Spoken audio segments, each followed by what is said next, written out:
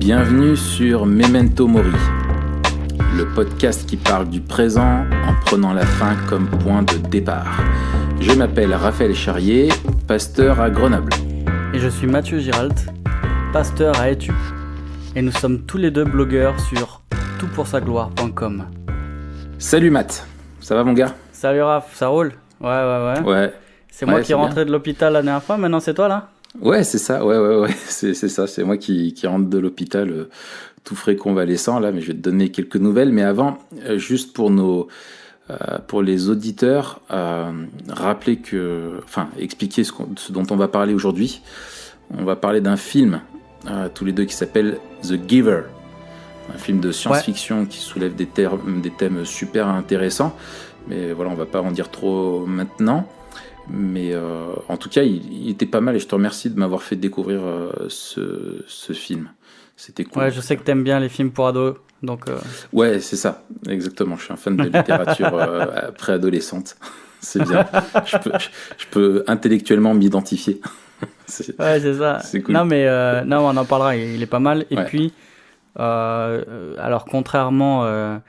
à Black Mirror, la série dont on parlait la dernière fois, où peut-être on aurait pu, en tout cas c'est ce qui nous a été remonté, on aurait pu avertir peut-être plus clairement de la nature, enfin de quelques aspects de la série qui est pas adapté à chacun. Ouais, il y a certains épisodes. Là c'est un film qu'on peut regarder en groupe de jeunes, quoi. Ah oui, tout à fait. Oui, tout à fait. Et d'ailleurs, ça peut être un super bon support pour une soirée... avec des jeunes pour analyser le film, etc., faire réfléchir sur la vision du monde. Absolument. Mais on en parle juste après. Ouais. Du coup, c'est quoi cette affaire d'hôpital là ? Ouais. Bah, en fait, comme ce qu'on disait la dernière fois, que tu étais un peu mon disciple, tu me suivais, j'ai eu peur que tu me doubles. Alors je me suis dit, faut que je lui rappelle c'est qui le master, tu vois. Du coup, en fait, non, mais j'ai fait une appendicite aiguë. Le mec qui fait l'appendicite à plus de 30 piges, quoi. Ouais, voilà, c'est ça. Mais en plus, c'est le truc apparemment qui arrive assez rarement, m'ont dit les médecins. Et en fait, c'est parti en mode, c'était lundi, ça va. Et puis, vers midi, je commence à avoir un peu mal au ventre. Je pensais que je faisais une petite indigestion. Et puis, à 1h du matin, j'étais dans mon lit, en sueur, à me retourner, à avoir hyper mal, mais un truc pas normal, quoi. Et du coup, j'ai fait ce que tout le monde fait et qu'on dit qu'il ne faut pas faire. Je suis allé sur Internet pour regarder les symptômes. Mais c'était vraiment localisé et je suspectais l'appendicite.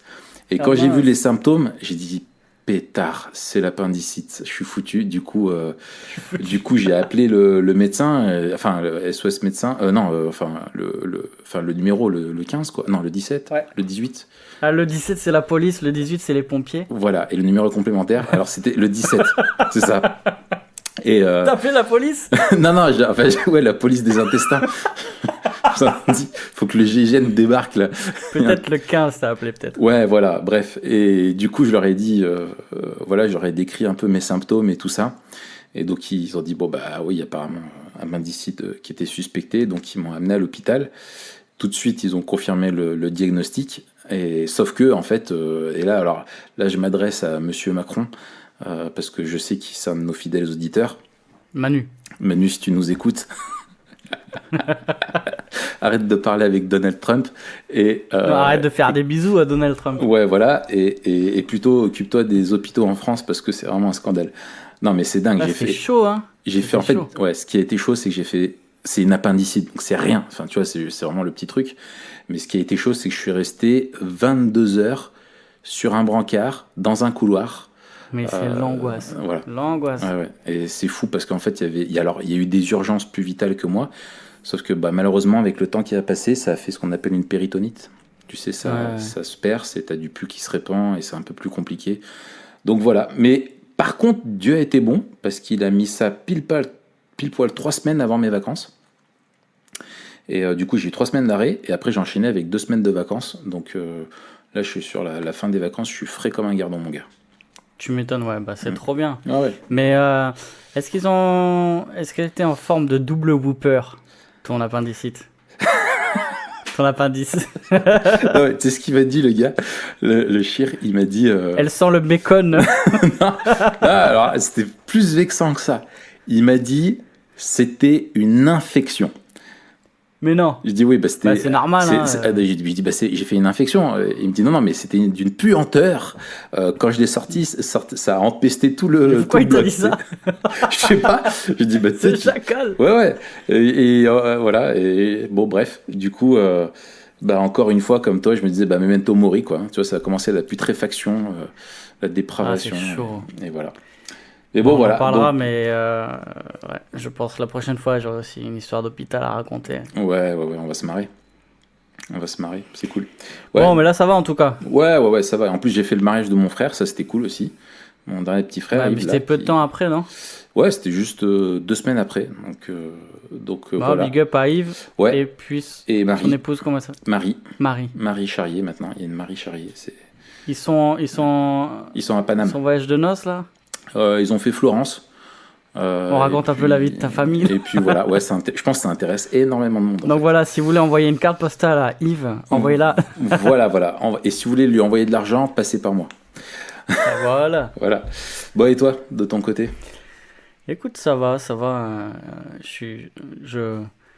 J'ai hâte qu'on se retrouve là, parce que, pour le dire à nos auditeurs, ce week-end, donc là on enregistre ça, il est jeudi, et demain on se retrouve, tous ceux de l'équipe TPSG qui pouvaient se retrouvent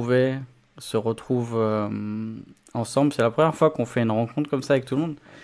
Donc ça va être super sympa, et puis j'ai hâte de retrouver les copains, de rencontrer aussi des nouvelles personnes qui travaillent avec nous et qui font aussi que le blog existe, que le blog grandit. C'est vraiment génial. Ouais, et qu'il n'y a pas trop de fautes dans mes articles aussi. Ah oui, ça évite à des centaines, des milliers de personnes de ne pas pleurer. Ouais, d'avoir les yeux qui saignent en lisant tes articles.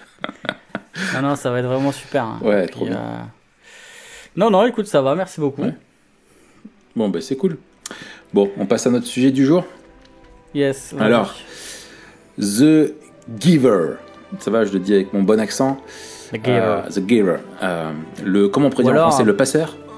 Le passeur, c'est le titre... Celui qui fait une passe. Alors, je pense que c'est le titre français aussi, en tout cas c'est le titre québécois. Ouais.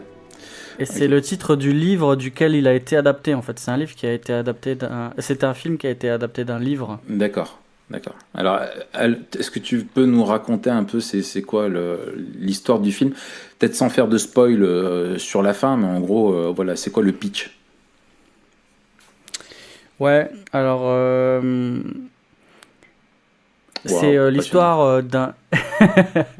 c'est l'histoire d'un... le film commence, il est en noir et blanc. Et c'est l'histoire... On voit une espèce de communauté, genre quartier... tout beau, tout propre, tout bien aligné, etc.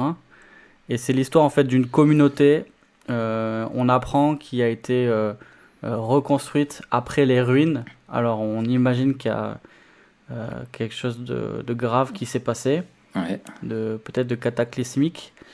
Et dans cette société-là, en fait, on a enlevé les émotions et les sentiments. Et dans cette communauté, chacun a un rôle à jouer. Et les enfants qui naissent sont assignés à une famille. Et à la fin de leur adolescence, on découvre le rôle qu'ils vont jouer dans cette société, dans cette communauté. Et donc chacun a un rôle assigné précis. Ouais. Et assez vite, donc... On suit trois jeunes, 3 adolescents, en fin d'adolescence. Et puis on a le héros, qui est l'un des 3 jeunes, qui est désigné en fait pour être le receveur. Ouais. Pour recevoir tous les comment on appelle ça, les souvenirs de ce qui a précédé le cataclysme. De l'ancien monde. C'est le seul à savoir ce qui s'est passé avant. Mais les autres n'ont pas de souvenirs. Et donc on va suivre ce personnage-là qui va recevoir des souvenirs, et puis en parallèle ses amis, quoi. Ouais. Excellent. Alors ça c'est un peu le pitch de base. Voilà. Et voilà, c'est que lui en gros il est sélectionné pour avoir un... En fait c'est ça qui n'était pas très clair pour moi, il reçoit un peu comme un don qui lui est transmis par le précédent receveur de ce don-là, qui en gros lui donne les capacités de connaître un petit peu toute l'histoire de l'humanité qui a précédé cette nouvelle un peu société qui est créée dans un coin du monde, quoi. Mais en fait, on se rend compte que il est né avec ce don-là, cette capacité de recevoir, parce qu'il a, tu vois, cette espèce de marque là sur le poignet. Une petite tache de naissance, oui, c'est vrai, exact. Ouais. Ah ouais, ah bah tiens, tu vois, t'es clair, un truc que j'avais pas bien pigé dans le film. Excellent. Et en fait, la grande question que pose le film, et la question qui nous intéresse aussi pour le podcast, c'est est-ce que le bonheur... non, plutôt, est-ce que le malheur est attaché aux émotions ? Oui. En fait, c'est tout ce qui va être développé dans le film. Ouais. Et bon, peut-être, est-ce qu'on spoil que à la fin du podcast ou on s'en fiche et on dit qu'on spoil quand même ? Je sais pas s'il faut... Je sais pas si. Non, mais sinon, on spoil pas la fin. Ouais, faut pas spoiler la fin. Parce que de toute façon, ça apporte rien. C'est la thématique surtout qui est intéressante. Moi, ça m'a fait penser à plusieurs autres films et bouquins que j'ai lus. Je sais pas, enfin, il y a un grand classique pour moi, et alors, même qui est devenu un film, c'est 1984. Exactement. De George Orwell, qui en fait, alors, tu as même visuellement les grands rassemblements que tu peux avoir là dans la grande salle où il y a le jour de la sélection, etc. C'est vraiment inspiré de 1984, quoi. Ah ouais, alors j'ai pas vu le film, moi j'ai juste lu le livre. Oui, bah alors moi j'ai lu le livre et après j'ai voulu voir le film parce que je sais que le film aussi était très connu. Bon, et c'est un peu pareil, c'est ce qu'on appelle ça m'échappe, des uchronies. C'est, tu sais, des récits en gros de science-fiction ou d'anticipation qui partent un peu d'événements tu vois, fictifs. Enfin, ça crée des éléments fictifs à partir d'un point de départ qui serait de notre histoire. Tu vois, par exemple, 1984, il y a une guerre nucléaire à la fin de la Deuxième Guerre mondiale et du coup, il recrée un nouveau monde, quoi. Voilà. Et c'est vrai que moi aussi j'y ai pensé, il y a le même thème de l'interdiction des souvenirs, en fait. Voilà, tout à fait. On veut effacer tout ce qui s'est passé. Voilà, ouais. Il y a un autre bouquin que j'ai lu aussi, c'est un autre classique. Pendant un temps, je me suis dit, je vais lire des classiques de science-fiction un peu. C'est c'est Le meilleur des mondes de Aldous Huxley, ouais. C'est un peu pareil, ça rejoint un peu cette thématique-là de l'eugénisme, tu sais, où tu veux contrôler tout par la génétique, la procréation et faire des êtres humains parfait à qui tu détermines une tâche d'avance, etc. Toute la notion de famille, naturelle et tout ça disparaît, quoi. Et dans un registre un peu plus, quand même, faut dire philosophique, ça m'a fait penser à Demolition Man. Ah bon ? Ouais, mais grave. Tu te souviens pas ? Avec Wesley Snipes et Sylvester Stallone. Ah ouais, je me rappelle, ouais. Voilà, où en fait, tu as l'ancien monde violent et il crée une espèce de nouvelle société où il faut pas que les gens se touchent, il n'y a pas de rapport, etc., pour garder pur et tout. Et puis oui, à la fin, je me rappelle de la fin maintenant. Ouais, voilà. Et tu as Arnold Schwarzenegger. Non, c'est pas Arnold, c'est Sylvester Stallone qui a été cryogénisé et qui en fait est décryogénisé pour sauver ce monde parce qu'il y a un bandit qui s'est échappé et tout. Enfin bref, c'était mythique, quoi. Enfin bref, voilà, ça m'a rappelé ça. Ouais, bah du coup, vas-y, je t'écoute. Non, j'allais te poser une question, mais tu parles depuis tout à l'heure. Bah vas-y, pose ta question. C'est quoi les thèmes qui t'ont intéressé, toi, ou les thèmes que tu trouves intéressants dans le film ? Alors, il y en a plusieurs que j'ai notés. Alors, effectivement, c'est un film qui est, pour être honnête, c'est un film qui est gentil, tu vois. Il y a des films, voilà, c'est un peu comme, voilà, c'est un film gentil, c'est pas un chef-d'œuvre. C'est assez lisse, voilà. Et alors, je pense que c'est fait exprès, justement pour coller. Voilà, c'est un film pour ados. Mais vraiment les thèmes par contre sont vraiment intéressants et du coup ça te fait vraiment réfléchir et je te remercie pour ça parce que c'est pas juste un film qui est lisse et qui en même temps est inintéressant. En fait ça je trouve que ça revient sur le thème un peu justement de 1984 ou de tout ça. En gros, t'as le sujet un peu du totalitarisme, tu vois, qui est présent, où tu es en fait dans un régime qui te prive de tout ce que tu es, de toute autonomie, qui décide tout pour toi, jusqu'à ce que tu dois penser. Et ça, c'est vraiment la définition du totalitarisme, quoi. Tu perds vraiment toute liberté.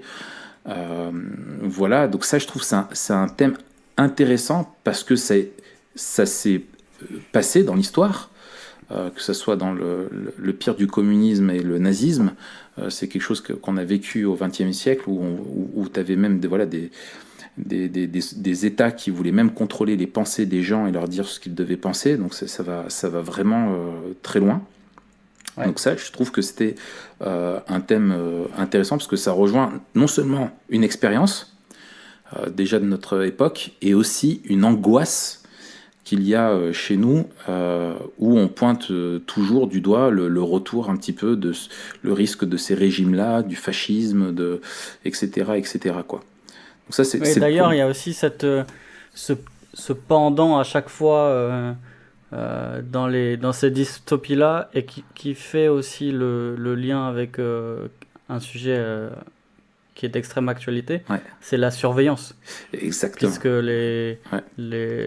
les membres de cette communauté sont surveillés en permanence, et par un groupe d'élite, des sages, les anciens, les sages. Les sages, ouais. Et ils sont épiés, en fait. On entend tout ce qu'ils disent, on voit tout ce qu'ils font, et celui qui s'écarte est rappelé à l'ordre. Ouais. Donc c'est un thème aussi récurrent, quoi, la surveillance c'est ça. oppressive. Et ça, c'est un truc aussi qui nous rejoint à fond, quoi. Ouais, c'est ça. Et puis l'idée, je me souviens, c'est un terme dont on parlait pas mal en psycho quand je faisais du XP. C'est en gros, c'est cathartique. Le régime qui est imposé, c'est un gros mot qui veut dire, en gros, c'est que tu essayes de libérer en gros des pulsions et un peu des traumatismes passés, et qui restent là pour amener vers un meilleur, quoi, tu vois. Et donc en gros, c'est le prétexte pour dire, bah voilà, dans le passé, nos émotions, notre liberté, notre histoire, le fait de connaître l'histoire, ne nous a conduit qu'à faire de pire en pire. Et du coup, maintenant, on se prive de tout ça. Donc personne ne connaît l'histoire, avec un grand H. Ils sont tous contrôlés chimiquement aussi, parce que tous les jours ils prennent un médicament qui aide peut-être un peu des régulateurs d'humeur, etc. Et finalement ils connaissent pas ce que c'est l'amour, les passions, etc. Et tout est hyper lisse. Et je pense que c'est aussi pour ça que la réalisation est lisse, parce que ça ressemble un petit peu. Ils ont voulu faire coller le fond et la forme, quoi. Ouais, il y a ça, et ça amène au deuxième grand thème pour moi qui est intéressant dans le film. C'est la question du bonheur, en fait. Oui. Et dans cette société, toutes les différences sont lissées, parce que pour eux, la différence amène l'envie, la différence amène la haine, et amène la guerre. Ouais. Donc ils disent, sans différence, pas de conflit, quoi. Ouais, c'est très marxiste, quoi. Et d'ailleurs, le contrôle va jusqu'à contrôler le climat. Oui. Puisqu'ils ne veulent pas qu'il y ait non plus de différence dans le temps. Ouais. Et surtout qu'il n'y ait pas d'imprévu. Ouais. Et ça m'a fait penser à The Truman Show. Ouais. Tu vois un petit peu cette maîtrise-là, tu vois, vraiment, ces groupes-là veulent se mettre un peu à la place de Dieu, tu sais, c'est ce que tu vois vraiment dans Truman Show, quoi, qui est intéressant. Absolument, ils veulent c'est le contrôle absolu, quoi. Ouais.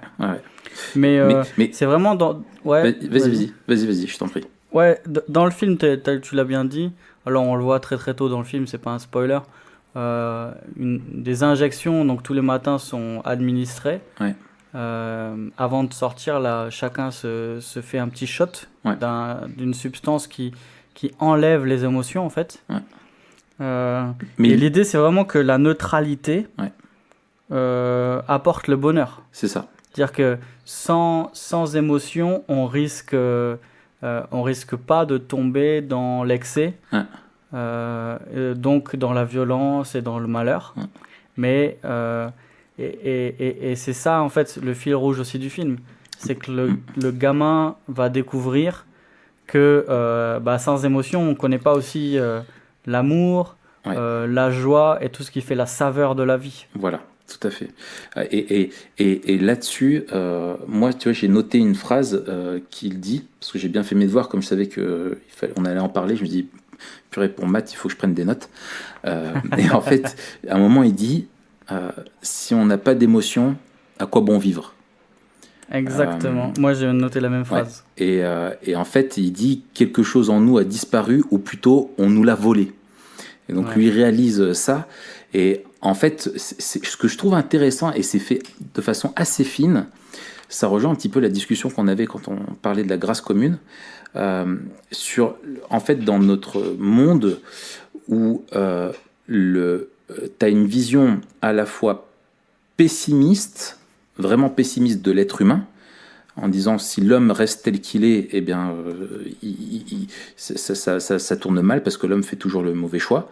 Et en même temps, avec l'idée de construire une utopie, tu vois, donc un optimisme qui est proposé à la place, mais qui est totalement artificiel.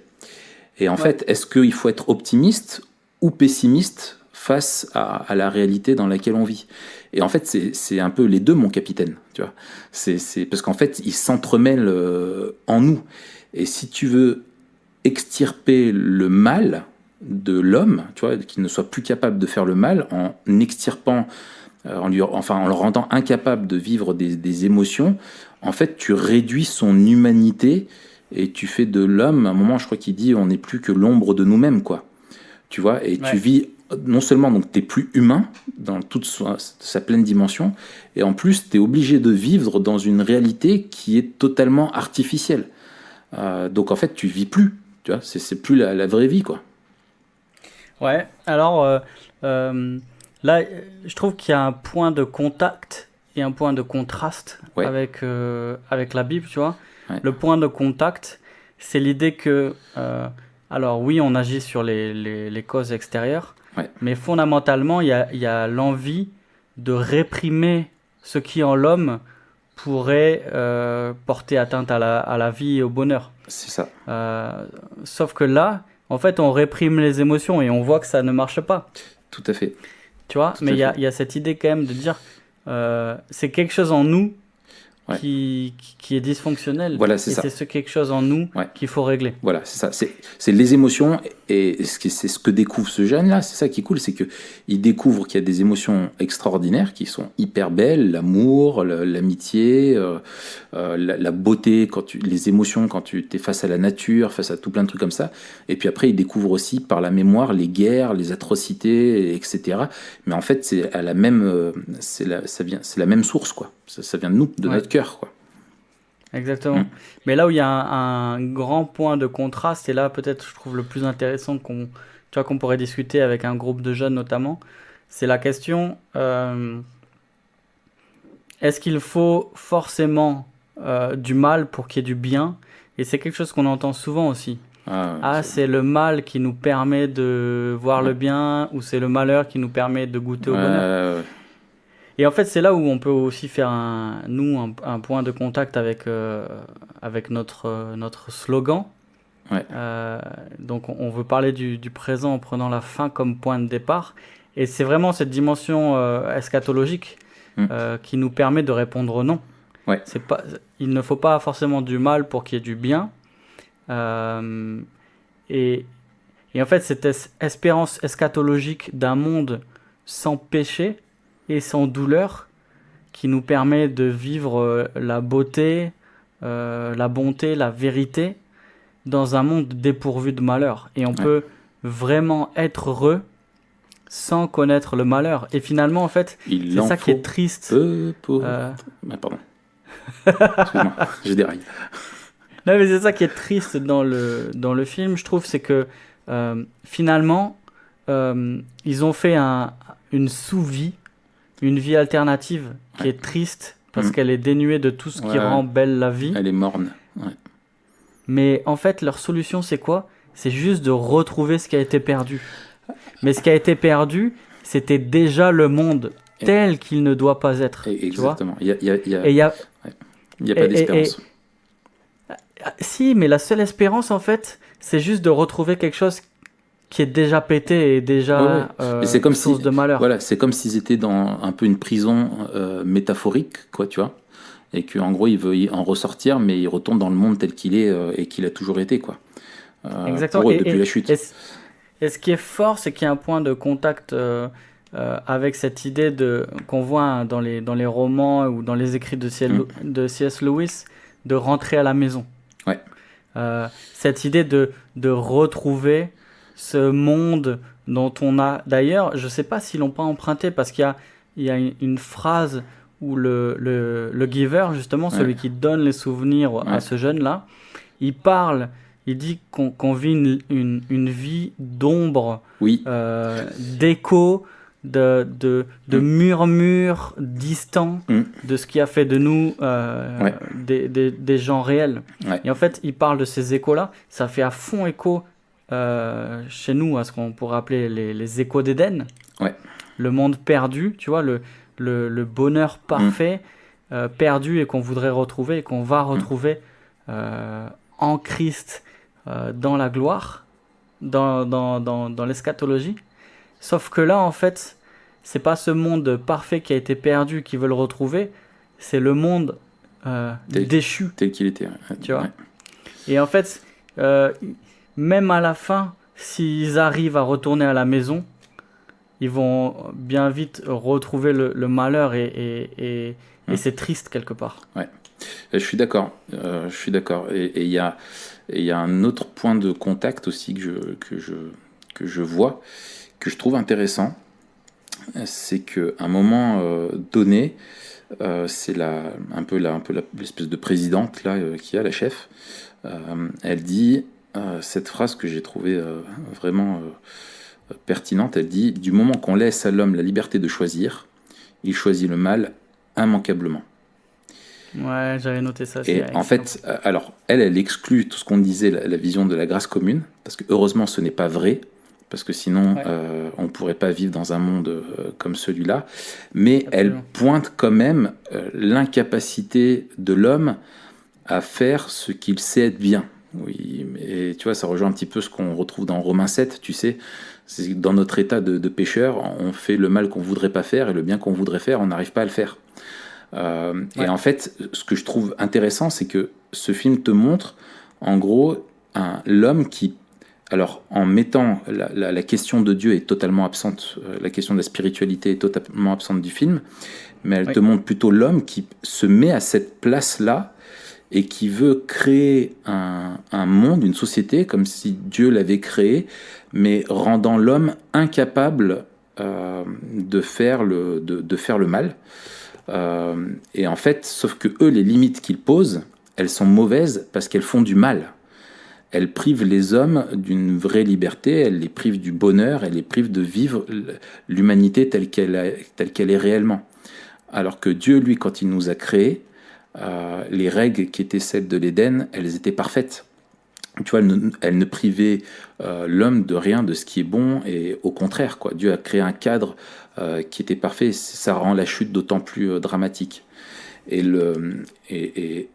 quand ils disent que le souvenir est la vérité, c'est une autre phrase, moi il dit le souvenir est la vérité, c'est ce qui se dit, et je trouve là-dedans, par rapport à l'histoire, que ça rejoint encore là quelque chose de la vision biblique du monde, c'est que souvent quand dans ces films-là on te réfléchit sur la question du bien ou du mal, on te présente toujours ça comme un peu de façon idéologique, de façon un petit peu abstraite, où on se demande en gros qu'est-ce qui fait que le bien est bien et le mal est mal. Et en fait, nous on sait que la vérité est dans l'histoire. Enfin, la vérité est révélée par l'histoire révélée. Pourquoi on sait que le bien est bien ? Parce que Dieu l'a révélé. Pourquoi on sait que le mal est un problème et que c'est pas quelque chose qui aurait dû être, et pourquoi on doit aspirer à autre chose ? Parce que Dieu nous a créés dans un monde qui était parfaitement bon, où il n'y avait pas de mal et on n'avait pas fait cette expérience-là, quoi. Et donc, moi, je trouve que c'est un point de contact aussi qui est excellent par rapport à... Tu sais, ça m'a rappelé l'intro du commentaire de John Stott sur l'Épître aux Éphésiens. Ouais. Alors bon, ça peut sembler super spécifique, mais comme on l'avait étudié à l'IBG, je me souviens, ça m'avait marqué, ou comme John Stott, en gros, pour expliquer le projet de Dieu dans Éphésiens, qui est de créer en Christ un nouveau peuple et une nouvelle humanité. Tu avais cette utopie de Karl Marx de créer une nouvelle société dans un nouveau projet politique, et on voit comment ça a fini, quoi. Et on constate, et notre monde constate effectivement qu'il y a quelque chose qui ne va pas. C'est ce que reflète ce film. Et ça, on montre aussi ce film que l'homme cherche en lui-même, par ses connaissances, par son progrès technique, scientifique, etc., de régler le problème. Et là où c'est génial avec la science-fiction, c'est que ça permet, les auteurs poussent ces raisonnements-là jusqu'au bout. Et en fait, ce film te montre qu'en fait, en poussant un raisonnement tel que celui-là jusqu'au bout, en fait, tu arrives dans une impasse. Et que sans la présence de Dieu dans le scénario, sans un Dieu qui est aux manettes de l'histoire, et ben en fait, tu n'as aucune espérance, quoi. Et ouais. Pour rejoindre ton point sur l'eschatologie et nous avec Memento Mori, moi ce que je trouve énorme comme portée apologétique, c'est que alors que dans ce film, la solution c'est d'annihiler l'histoire, en fait, ce que fait Christ, c'est qu'il va sur la croix, il offre la possibilité à l'homme d'être réconcilié avec Dieu de sa propre histoire.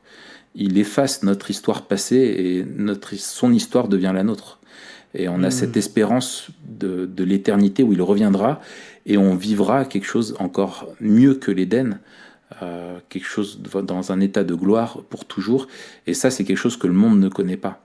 Et je pense que ce genre de film est un peu, quand je te disais, tu vois, un peu cathartique, c'est que j'ai l'impression qu'on crée énormément de films comme celui-là. Il y en a plein. Je repensais à Hunger Games aussi.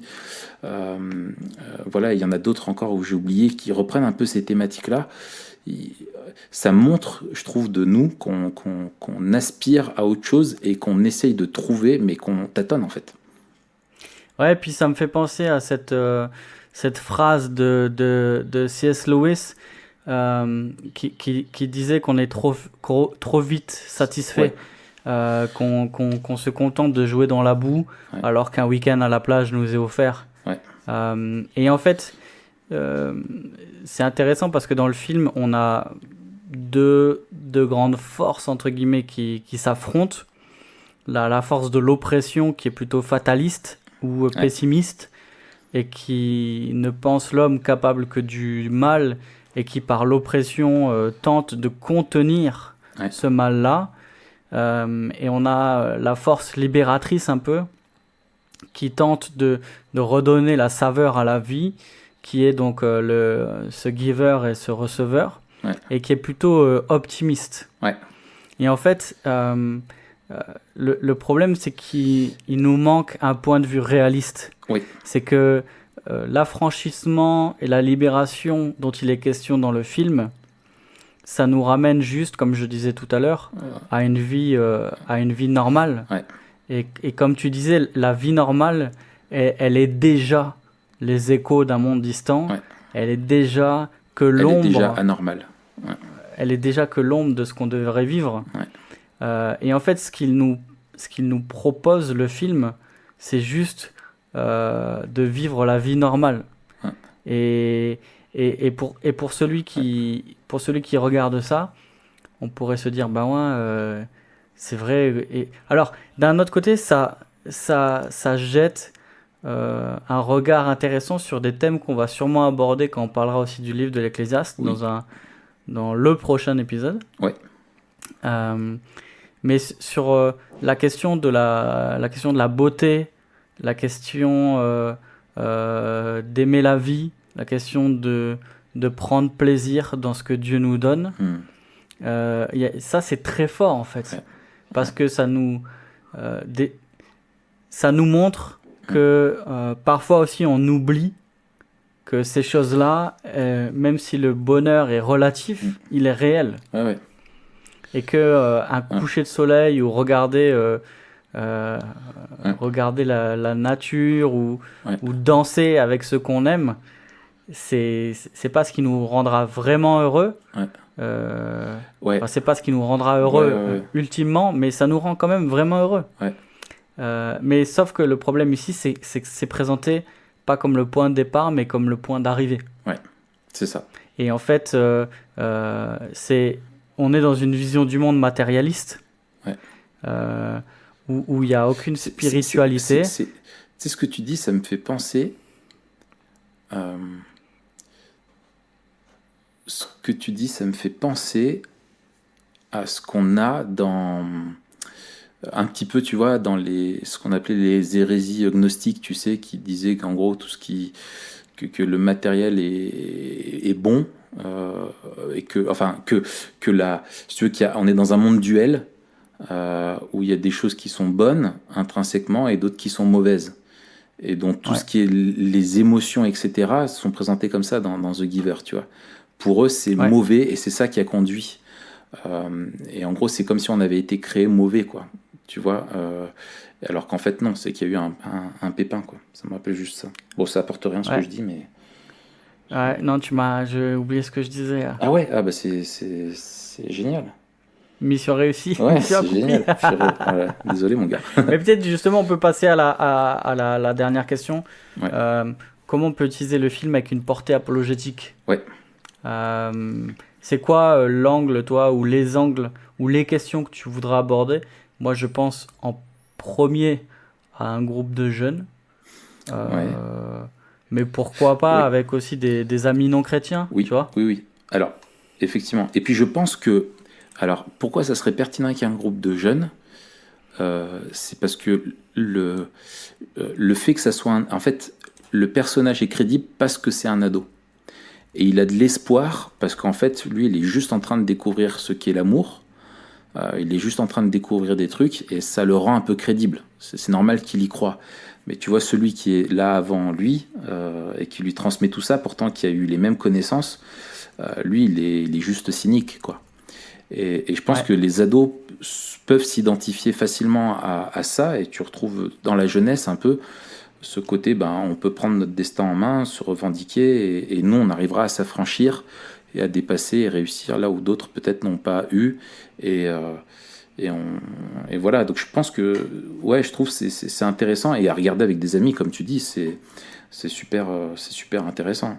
Mais pour moi, je trouve que ça montre bien, tu vois, qu'avec un film qui peut te sembler un peu banal, quand tu réfléchis un petit peu et quand tu discutes, tu peux avoir, vu que dans tout élément culturel, il y a une vision du monde qui est véhiculée, il y a toujours des points d'accroche. Et je pense que ça sera bien un jour qu'on fasse un épisode là-dessus, sur comment on trouve ces points d'accroche, les points de rupture, tu vois, les points d'accord, de désaccord, et comment on construit une réponse à ça, quoi. Ouais. Je pense qu'on fera un truc moi, j'aime bien ce que Keller explique dans son livre, Center Church, une église centrée sur l'évangile, dans sa partie sur la contextualisation, quand il parle d'entrer en dialogue avec la culture, et qui parle d'entrer dans la culture et de l'analyser, de trouver un point de contact avec la vérité biblique, ensuite de montrer l'incohérence au sein de cette vision du monde et de remplacer le mensonge et l'impasse de la vision du monde avec la vérité de l'évangile. Tout à fait. Et peut-être que justement ça c'est une grille qu'on peut utiliser, trouver les points de contact avec les films, trouver les points de contraste, montrer les incohérences et remplacer ça avec la beauté de l'évangile. Moi je pense que la plus grande portée apologétique, c'est justement l'eschatologie. C'est en fait, le monde qu'ils promettent, c'est le monde dans lequel on vit actuellement. Sauf que nous qui sommes dans ce monde-là, on sait que de la même manière que le bonheur n'est pas accessible en supprimant les émotions, le bonheur n'est pas accessible en les vivant à fond, juste parce qu'on a des émotions. Et en fait, nous qui sommes de l'autre côté de ce que vivent ces communautés dans le film là, on sait que ça nous satisfait pas. Ouais. Et du coup, on a besoin d'une suppression, pas des émotions, mais d'une suppression du mal. On a besoin d'un monde sans mal, un monde sans péché. Et c'est là où la vraie beauté, c'est la beauté de la vérité de l'évangile, où cette espérance eschatologique d'une nouvelle création débarrassée du péché sera la seule solution qui pourra à la fois nous satisfaire demain, mais aussi aujourd'hui. Savoir qu'un jour on sera affranchi du mal et qu'on vivra en paix les uns avec les autres, avec Dieu, et que ce sera lui la source de notre joie. C'est ça. Écoute, c'est merveilleux. Je te propose qu'on conclue sur cette phrase. Et ce qui est cool, c'est que ça, je trouve finalement que ça introduit très bien le sujet de la semaine prochaine. Absolument. Avec le livre de l'Ecclésiaste, un livre qu'on apprécie beaucoup tous les deux. Et qui est super intéressant et qui est en lien un petit peu, il y a beaucoup d'écho à ça, hein. Quand on voit le film, on y pense régulièrement.